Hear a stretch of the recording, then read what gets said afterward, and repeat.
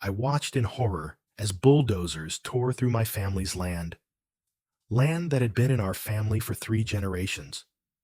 My property line had mysteriously shifted overnight after that ambitious 35-year-old HOA manager, Sarah Mitchell, secretly partnered with casino developers. I confronted her and that arrogant construction supervisor right there on my land, just like you see in this video. They thought this 58-year-old retiree would just roll over and accept their market value offer. But what they didn't know was that I had something they desperately needed, something that would bring their $300 million project crashing down.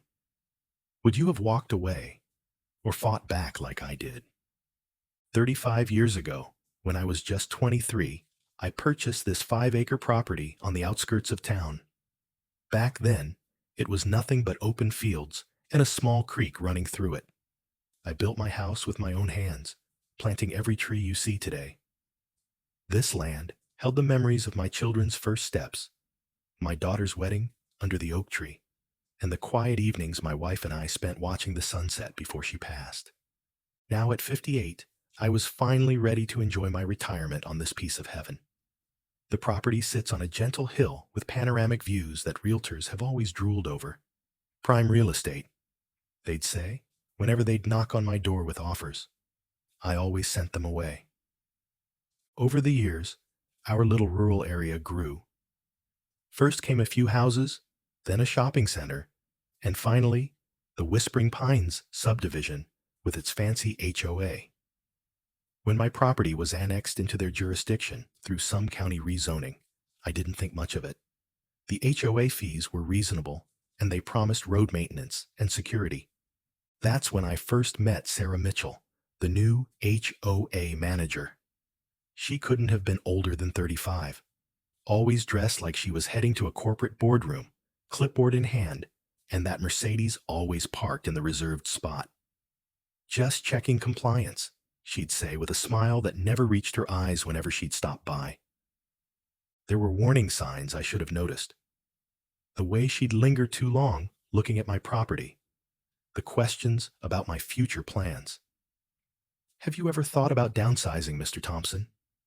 This is an awful lot of land for one person to maintain."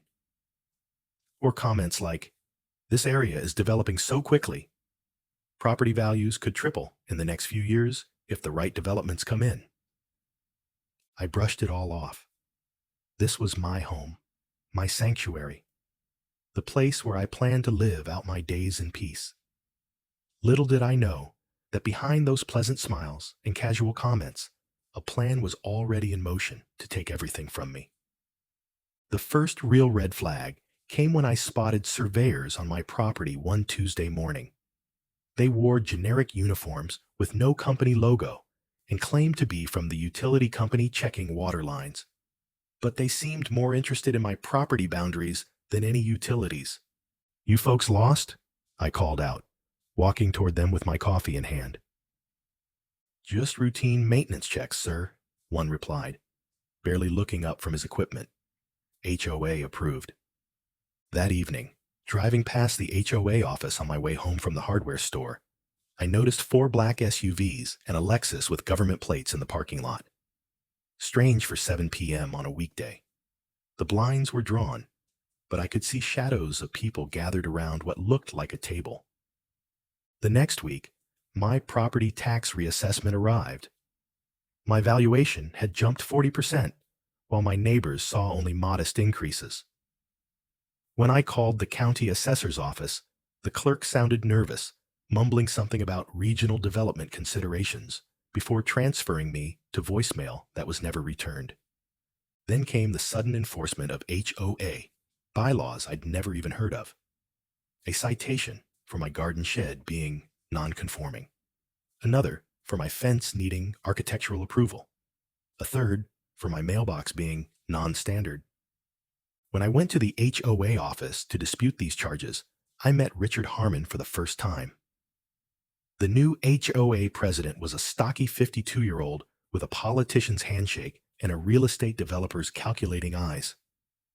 "We're just bringing properties up to code, Mr. Thompson," he explained, leaning back in his leather chair. The board is pushing for community standards now that, well, there are big things on the horizon for Whispering Pines. What big things? I asked. Economic development, he replied vaguely. Progress. Growth. Good for everyone's property values. On my way out, I overheard Sarah on the phone. Yes, we're proceeding as discussed. The Thompson property is the only remaining. No, I don't anticipate significant issues. When I asked around, neighbors were tight-lipped. Jim next door just shook his head and whispered, "They've been having private meetings. Something about a major developer interested in our area. That's all I know." Why the secrecy? I wondered. Jim looked over his shoulder before answering. Those who ask too many questions find themselves buried in HOA violations. My advice? Keep your head down or consider selling while prices are good. But selling wasn't an option for me. This was my home, my history. I just didn't know yet what I was up against, or how far they would go to get what they wanted. The truth arrived in my mailbox 3 weeks later. Our local newspaper's business section. The headline jumped out at me. Luxury Casino Resort coming to Whispering Pines. $300 million development to transform region. My coffee mug slipped from my fingers, shattering on the kitchen floor. There in the artist's rendering was a massive resort complex, swimming pools, and parking structures, built directly on what was unmistakably my property. I grabbed my reading glasses, hands shaking as I read further. The development, approved by the Whispering Pines HOA board, will break ground next month. Next month, creating hundreds of jobs and bringing tourism to our community. I drove straight to the HOA office, newspaper clutched in my fist. Through the glass doors, I could see Sarah Mitchell, Richard Harmon, and several men in suits gathered around a large blueprint. They looked up with startled expressions when I burst in. "Emergency board meeting," Sarah said, quickly stepping in front of me. "Members aren't permitted." "Is this why you've been measuring my property?" I slammed the newspaper on the table. "You're planning to build a casino on my land?" Richard cleared his throat, exchanging glances with the others. "Now, Mr. Thompson, perhaps we should discuss this privately." "There's nothing to discuss privately that you haven't already decided in secret," I shot back. One of the suited men stepped forward. "Mr. Thompson, I'm Gregory Walsh from Grandview Casino Group. We understand this may come as a surprise, but we're prepared to make a very generous offer for your property. Fair market value, plus 20%. My home is not for sale," I stated firmly. Sarah let out an exasperated sigh. "Mr. Thompson, the development is moving forward. The HOA board has unanimously approved the project. How can you approve selling my property?" "I don't consent to any of this." Richard slid a document across the table. Section 12, Paragraph 3 of the HOA bylaws. The board may exercise limited eminent domain powers for community improvement projects with significant economic benefit. It was amended last year. I never voted on any amendment. "It was in the newsletter," Sarah said dismissively. "All homeowners were notified." My mind raced, trying to remember any mention of such a radical change. There had been nothing. "This is theft," I said. "Plain and simple." Gregory Walsh cleared his throat. "Mr. Thompson, we are prepared to relocate you to one of our luxury condominiums in addition to the cash offer. You'd have no maintenance, a beautiful view." 60 days, Sarah interrupted, her voice cold. "The HOA bylaws give you 60 days to vacate once formal notice is served." She handed me an envelope. "Consider this your formal notice." As I turned to leave, I overheard one of the men whisper, "Is this going to be a problem?" Richard's response chilled me to the bone. Nothing a few more code violations and fines can't solve. He's on a fixed income. He'll break. I walked to my truck in a daze, the formal notice clutched in my hand. They'd been planning this for months, changing rules, manipulating property lines, and now giving me an ultimatum. 60 days to leave the home I'd built with my own hands. That night, as I sat on my porch, looking out over the land they wanted to take from me, I made a promise to myself. This wasn't over. Not by a long shot. The next morning, I was awakened by the sound of heavy machinery. I rushed outside in my bathrobe to find a bulldozer and 2 excavators parked at the edge of my property. Workers were placing stakes with orange markers along a line that cut at least 20 feet into what had always been my land.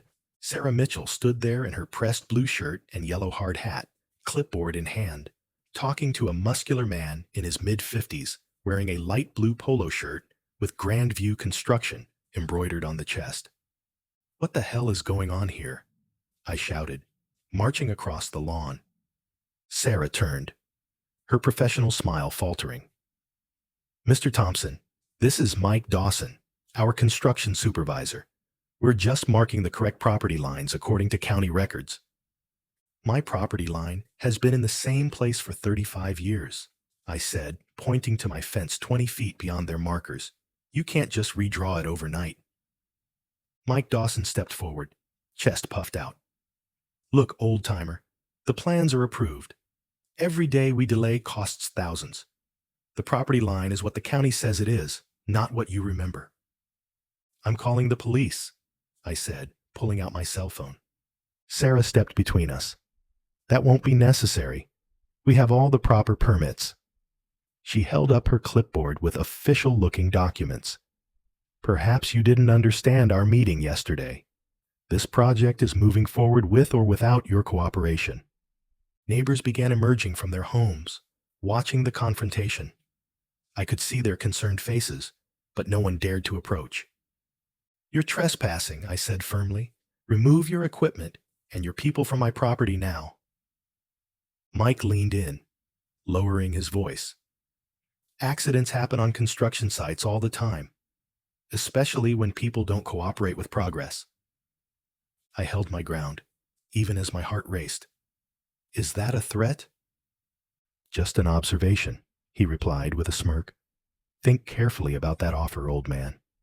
It's the best you're going to get." What they didn't know was that I was recording every word on my phone in my pocket. After the confrontation, I needed allies. I started with my neighbors, but most averted their eyes when I approached. Tom Miller finally explained why. They offered us all incentives, property tax freezes for 10 years if the casino goes through. Anyone who opposes it gets targeted with violations. I've got kids in college, Jim. I can't afford to fight. Only Mrs. Peterson, a widow in her 70s, was willing to talk. "Go see Jackson Reed," she whispered. "He was the county surveyor before he retired. Lives over on Maple Street. If anyone knows about property lines being changed, it's him." Jackson Reed was 72, with gnarled hands and sharp eyes that had mapped half the county. He invited me in, listening intently to my story. "This happens more than you'd think," he said, pouring us both coffee. "Let me see your original property deed." I spread out my documents on his kitchen table. He studied them through thick glasses, occasionally muttering to himself. "Here's your problem," he finally said, pointing to a survey marker reference. "The original landmarks for your property were based on the old oak at Ridgewood Corner and the creek bend. But the oak was removed during road expansion 5 years ago, and they've redirected part of the creek for the new drainage system. So they're using the missing landmarks to redraw my property line." "Exactly," Jackson nodded. "Without the original reference points, they can claim surveying errors were made. It's technically legal, though ethically bankrupt." I consulted 3 different attorneys that week. Each gave the same grim assessment. Fighting the HOA and developers would be expensive, with limited chances of success. "HOAs have become increasingly powerful," one lawyer explained. "And with their amendment claiming eminent domain powers, plus the county seemingly on their side with the redrawn property lines. It's an uphill battle at best. I returned home defeated. Sitting on my porch that evening, watching the sunset over land that might not be mine much longer, I felt a hollowness in my chest. My wife would have known what to do. She always did. As darkness fell, I wandered into the old shed where I kept her things. In the beam of my flashlight, something caught my eye on the top shelf. A metal box I hadn't opened in years. My grandfather's old lockbox. Inside were papers yellow with age, the original property deed from 1937, hand-drawn maps, and correspondence with the county. But what caught my eye was a document I'd never seen before, with an official seal and the heading Water Rights Adjudication. I read it once, twice, my heart beginning to race. This wasn't just about land. This was about what lay beneath it. And suddenly I understood why they wanted my property so badly, and why they'd gone to such lengths to take it.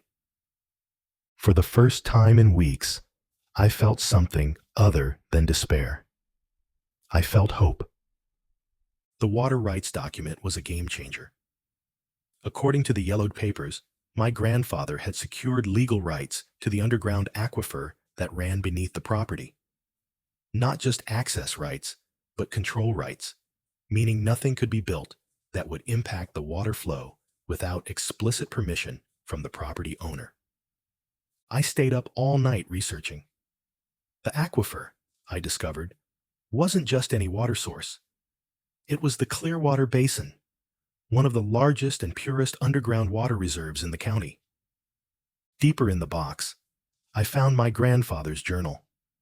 His neat handwriting recounted battles with developers even back in the 1950s.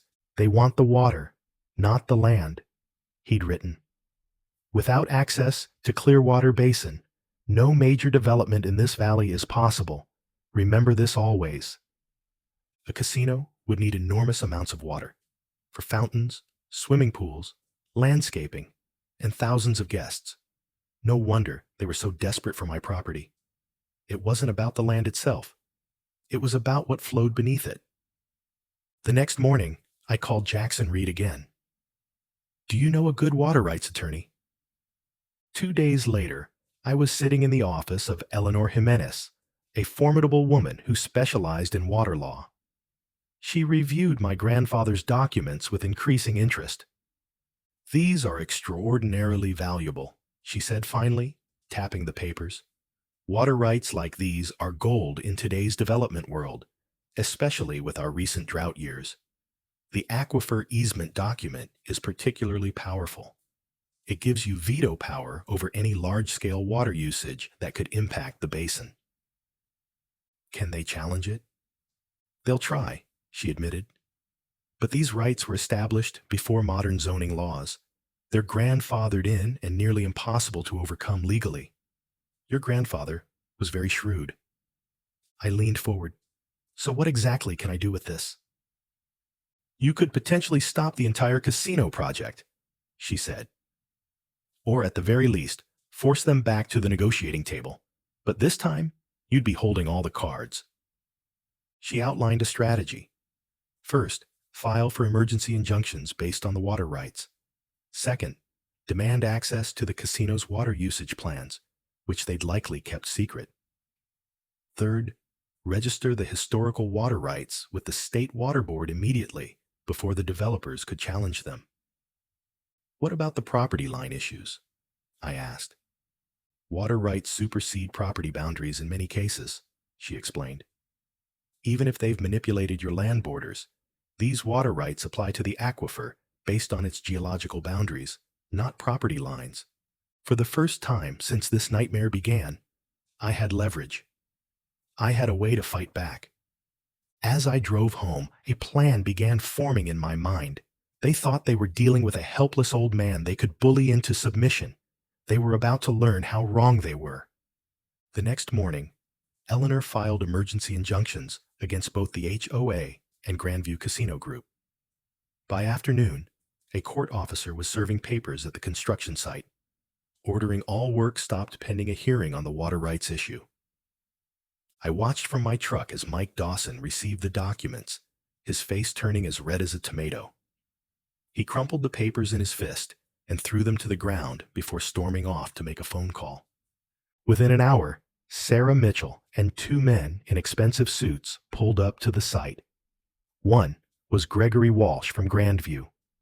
The other, a sharp-featured attorney who immediately began taking photos of the property and my house. I stepped out of my truck, walking calmly toward them. "What's this nonsense about water rights?" Sarah demanded, waving a copy of the injunction. "This is just a delay tactic." "Not at all," I replied. "My family has controlled the Clearwater Basin water rights since 1937. Your casino can't operate without access to that water." Gregory Walsh's confident smile faltered. "We've done thorough due diligence on this property. There was no mention of water rights in any of the county records." "That's because they're registered with the State Water Board and the Federal Land Office, not the county," I explained, enjoying the look of shock that passed between them. My grandfather was thorough. Their attorney pulled Walsh aside, speaking in hushed tones. I could see Walsh's expression darkening. Sarah stepped closer to me. "Mr. Thompson, let's be reasonable.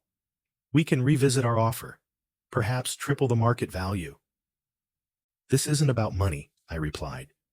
"Everyone has a price," she insisted. "Name yours." "You misunderstand," I said. "I don't want to sell at any price. This is my home." Word spread quickly through the neighborhood. By evening, 3 local news vans were parked near my property. I gave a brief interview, explaining how the HOA had attempted to redraw my property lines and force me out for their casino project. I also started a social media page, Save Clearwater Basin.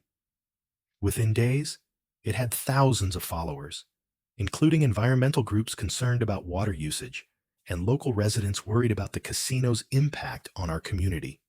The developers had wanted to operate in the shadows. Now they were exposed to the harsh light of public scrutiny, and they weren't happy about it. The intimidation started small. My mailbox was knocked over, twice in 1 week. "Kids," the police officer suggested with a shrug when I reported it. Then my security cameras disappeared from the front of my house. The next day, I found tire tracks cutting across my garden, flattening vegetables I'd spent months growing. Mike Dawson made a point of parking his truck at the edge of the property line every morning, sometimes sitting there for hours, watching my house while talking on his phone. When I'd step outside, he'd gun the engine before driving away. Late-night phone calls became routine. When I answered, there would be silence, then a click. The calls always came after midnight, waking me from already restless sleep. The HOA suddenly became extraordinarily diligent about my property. Citations arrived daily. Grass half an inch too high, trash cans visible from the street, unauthorized wind chimes on my porch. Each violation carried hefty fines. "They're trying to bankrupt you with fines," Eleanor explained during our weekly call. "It's a common tactic. They can place liens on your property if the fines go unpaid." When I went to the local hardware store, where I'd shopped for 30 years, the owner, Jim Grayson, took me aside. "I can't sell to you anymore, Thompson," he whispered, looking nervously over his shoulder. "They threatened to deny all permits for the store's expansion if I keep doing business with you. I've got a family to feed. I'm sorry." I'd known Jim since high school. Seeing the shame in his eyes as he turned me away showed just how far the developer's influence reached. Even the local diner, where I'd had breakfast every Sunday for decades, suddenly couldn't find me a table. "We're fully booked," the hostess claimed, despite the visible empty seats. One evening, I found a note tucked under my windshield wiper. "Accidents happen to stubborn people. Don't be stubborn." No signature, of course, but the message was clear. I installed new security cameras, higher and hidden this time. I began recording every phone call.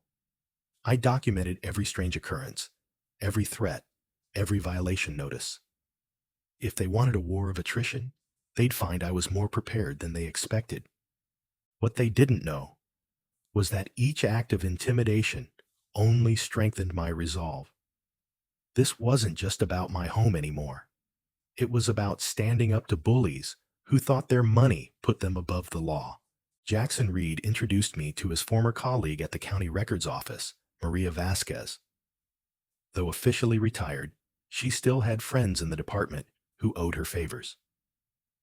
Records don't just change themselves, she told me over coffee at her home. Someone had to authorize and execute the modifications to your property boundaries. A week later, Maria called me. "Come quick," she said. "Nancy's working the records desk today, and the supervisor is out. We have 20 minutes. At the county building, Nancy, a nervous woman in her 50s, led us to a computer terminal. "I could lose my job for this," she whispered, looking over her shoulder as she logged in. She pulled up the history of my property file, showing all changes and access logs. "Look here," she pointed. "Your property boundaries were modified 3 times in the past year. All changes authorized by Deputy County Recorder James Wilson." "Who's Wilson?" I asked. Maria and Nancy exchanged glances. "Richard Harmon's brother-in-law," Nancy said quietly. Deeper digging revealed more connections.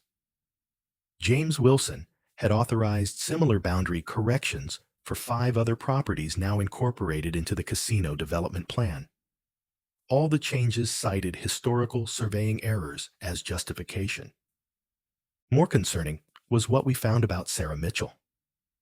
Before becoming our HOA manager, she had worked for Landmark Properties, a subsidiary of the same parent company that owned Grandview Casino Group. "This isn't coincidence," Maria said. "She was planted in your community to facilitate this takeover." The biggest revelation came when Nancy accessed the environmental impact study for the casino project. The original study had flagged serious concerns about water usage and potential contamination of the Clearwater Basin, a report that had mysteriously been replaced with a newer, cleaned-up version that minimized all environmental impacts. The original report explicitly warned that the casino's water needs would deplete local wells within 5 years, Nancy explained, quickly printing copies before deleting her access trail. Armed with this evidence, Eleanor helped me file a formal complaint with the State Attorney General's office, alleging criminal conspiracy, document falsification, and environmental review violations. The investigation would take time, but now we had proof of what I'd suspected all along. This wasn't just aggressive business tactics. It was corruption, pure and simple. They had manipulated government records, planted their people in positions of power, and deliberately concealed environmental impacts. The question was whether we could prove it in court before they found a way to silence us for good.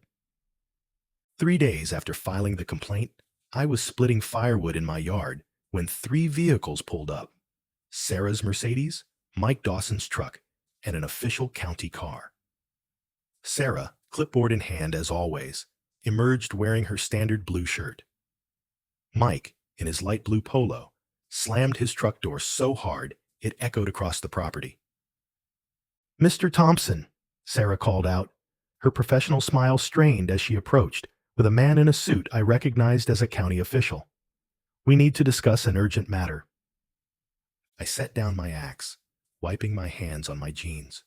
More property line adjustments? Or more violations? "This is County Commissioner Davis," she said, ignoring my question. "He's here to discuss the water access situation."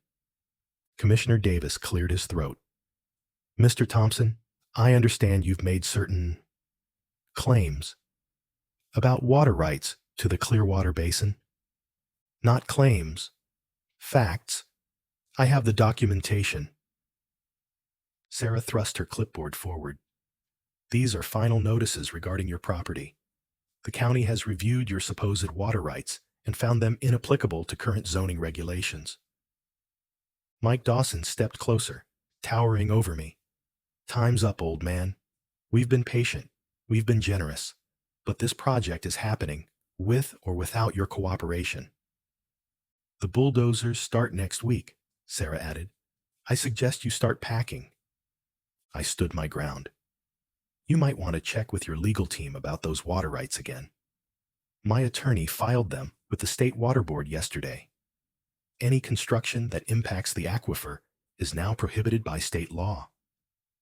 The color drained from Sarah's face. Commissioner Davis turned to her. You said this was resolved. This is the first I'm hearing about state filings, she stammered. Mike moved aggressively toward me. You think you can stop progress with some ancient paperwork? Nobody cares about an old man's claims.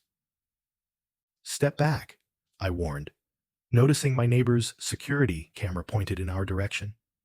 You're being recorded threatening a senior citizen on his own property. Mike froze, finally noticing the cameras. Commissioner Davis, looking increasingly uncomfortable, began retreating to his car. I think we need to review the situation before proceeding. As they left, Sarah turned back. This isn't over, not by a long shot. On that, I replied. We finally agree. The courthouse was packed the day of the hearing.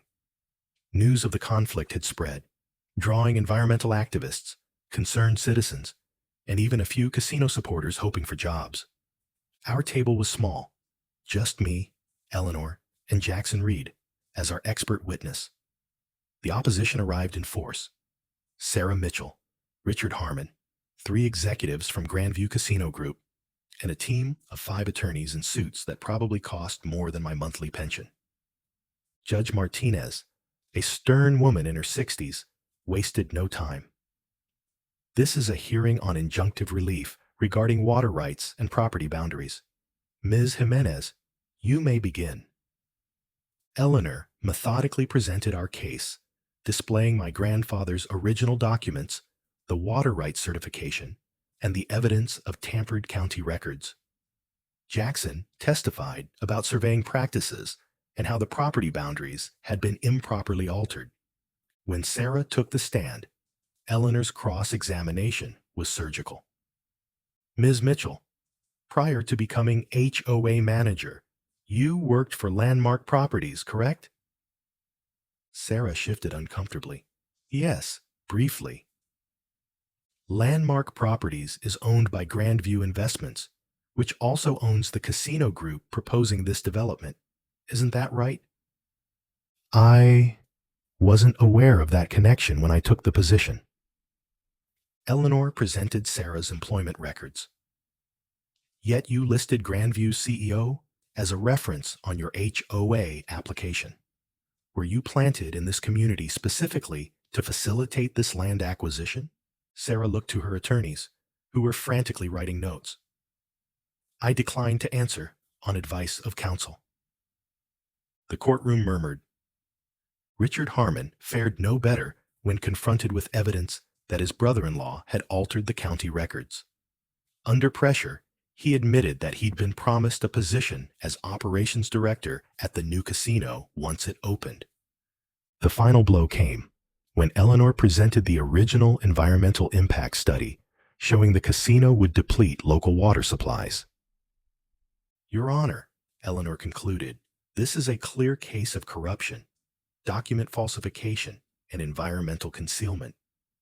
We ask that all property boundary changes be reversed, the HOA's eminent domain claim be invalidated, and the water rights of my client be fully enforced.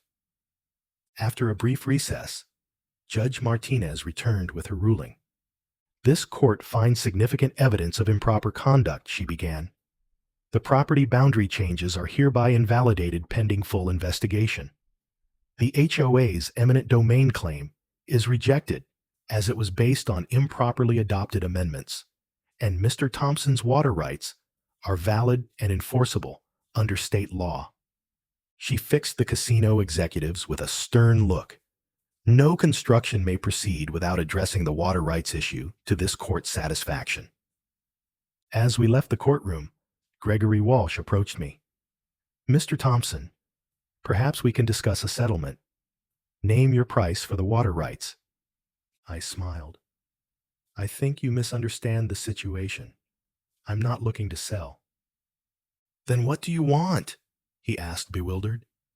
"Come by my house tomorrow. We'll talk about my terms." The next afternoon, Gregory Walsh arrived at my house with 2 attorneys and Sarah Mitchell in tow. Richard Harmon was conspicuously absent, having resigned from the HOA board immediately after the hearing. I invited them to sit on my porch, offering lemonade that they reluctantly accepted. "Mr. Thompson," Walsh began, "we're prepared to offer $10 million for your property and water rights. That's our final offer." I set down my glass. "You still don't understand. This isn't about money." "Then what is it about?" Sarah asked, exasperated. "Community, legacy, doing things the right way instead of the expedient way." I handed Walsh a folder. "These are my terms." He opened it, his expression changing from confidence to confusion as he read. "This is unusual," he said finally. "Let me explain," I said. "First, I want a community water trust established, with the Clearwater Basin's water rights transferred to a nonprofit board elected by local residents. The casino will pay annual fees to the trust for its water usage, with proceeds funding community improvements." Sarah scoffed. "You can't be serious." "Second," I continued, ignoring her, "the entire HOA board must resign, with new bylaws prohibiting real estate developers from serving as officers. The eminent domain provision is permanently removed." Walsh was reading ahead. "A public park? Casino redesign? Scholarships? This would cost millions." "Less than the $100 million you'd lose canceling the project," I pointed out, "and significantly less than you'd lose in the class action lawsuit I'm prepared to file on behalf of all homeowners affected by this conspiracy." "Class action?" one of the lawyers repeated nervously. "For property devaluation, emotional distress, and punitive damages for fraud," I confirmed. "My attorney believes we could easily seek triple damages." Walsh conferred with his lawyers in hushed tones. "The casino will agree to divert around my property, creating the public park I've outlined," I added. "My home stays where it is, as a historical marker, and you'll establish the scholarship fund for local students." "Why would we agree to any of this?" Sarah demanded. "Because the alternative is years of litigation, bad publicity, and possibly criminal charges for document falsification," I replied calmly. "I'm offering you a way to build your casino, just not at the expense of this community." Walsh studied me for a long moment. "You've thought this through." "I've had plenty of time," I said. "Do we have a deal?" After more consultation with his lawyers, Walsh extended his hand. "We have a deal, Mr. Thompson, though not the one we expected to make." Sarah Mitchell stared at me in disbelief, finally realizing she'd been outmaneuvered by the old man she'd so easily dismissed. 6 months later, I stood on my porch watching the transformed landscape. Construction crews were building the casino complex that now curved respectfully around my property, which had been landscaped into a beautiful public park named Thompson Green. The new HOA board, elected in a special community vote, had instituted transparency measures that prevented any future backroom deals. Property owners now received detailed minutes of every meeting and voted on all major decisions. Richard Harmon's development company had been banned from county contracts for 10 years following the investigation. His brother-in-law faced criminal charges for falsifying public records. Sarah Mitchell had quietly left town after resigning in disgrace, her reputation in property management destroyed by news coverage of the scandal. Last I heard, she was struggling to find work in her field, her LinkedIn profile showing a series of short-term retail positions. The Clearwater Basin Water Trust was now operational, with a citizen board overseeing water usage and environmental protection. The casino paid substantial fees for its water access, funding improvements throughout the community. New playgrounds, road repairs, and a senior center that had been on the town's wish list for decades. The scholarship fund, named after my late wife, had already helped 3 local students attend college who couldn't otherwise afford it. Most satisfying was watching Mike Dawson, who'd been reassigned to oversee the preservation of the green space around my property. Every morning, I'd wave to him as he directed his crews to carefully maintain the trees and gardens that now surrounded my home. The man who had threatened and intimidated me was now essentially my groundskeeper. My neighbors, who had once been too afraid to speak up, now stopped by regularly to chat or share a coffee on my porch. The community had come together in a way I hadn't seen in decades.